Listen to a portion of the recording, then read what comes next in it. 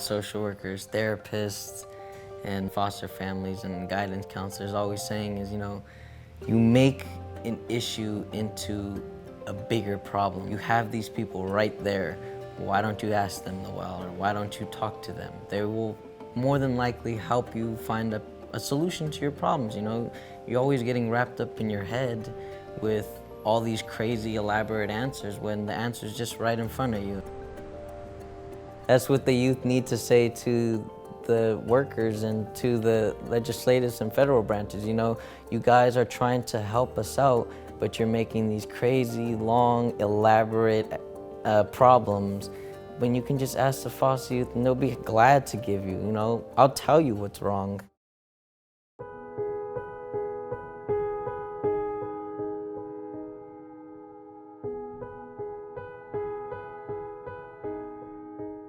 Most of our foster care youth have been through serious traumatic events in the past. So that sticks with them. Some of the hard things is the isolation you feel. You're isolated from loved ones. You get told you can't have a close relationship with an adult. You can't be hugged by an adult. I was in a foster home that didn't have any type of technology. One class I almost failed when I was a senior because I didn't have a computer to write anything. And I had to request to borrow a computer from social services so I could actually pass my classes and do the homework. I was placed with someone I wasn't supposed to be placed with, to live with, and I was living with homeless people, and I was living with a person that had schizophrenia, and I didn't know how to deal with that. And so, I get a call saying, "Oh, I'm sorry, the folders got mixed up. You were supposed to be in this house, not that house." How does a folder get misplaced?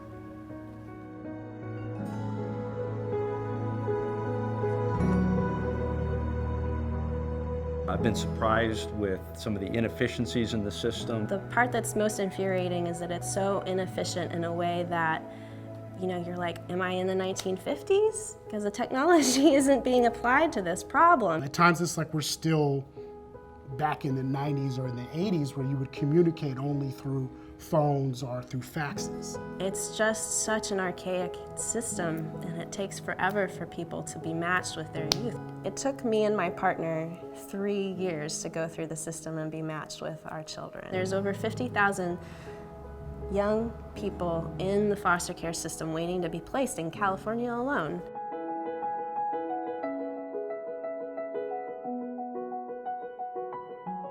We lead the nation in the income gap.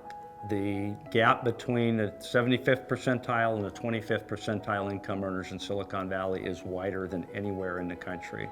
We've got a highway that runs down the middle called 101, and the students in the foster care system, they never get to the other side of 101. One of the biggest challenges for a lot of our foster youth, especially when they're emancipating out of care, is the fact that they don't have a lot of skill development that is applicable to work. We've seen a lot of people come out without the proper job skills, and it's led to massive problems. There was a recent study that showed that 40% of foster care youth who age out of the system end up homeless because they don't have the navigational capital and the connections and the safety net to help them. With the foster care system, a lot of the funders are focusing on surface level. When I mean surface level, it's okay, this young person doesn't have a mother, doesn't have a father, doesn't have family support.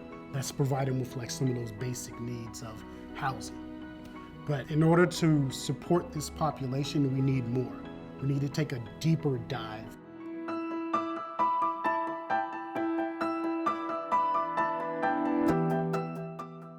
If tech companies partnered more with nonprofits that actually do the youth development work, then you can easily create those opportunities for young people to develop the skills. We do what we see around us, which is another reason that employment opportunities are so important to foster youth and to expose them to all the careers.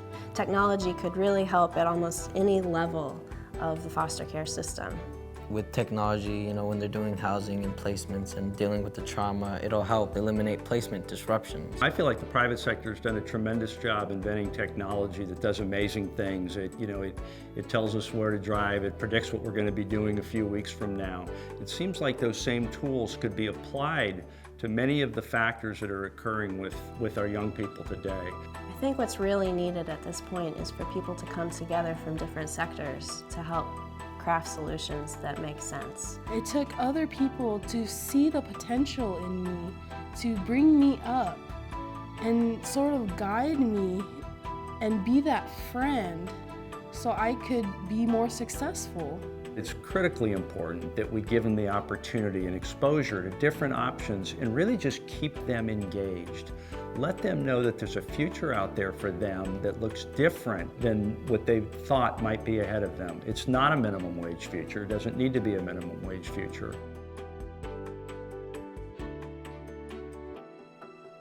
Many tech companies are worried about the pipeline of workers.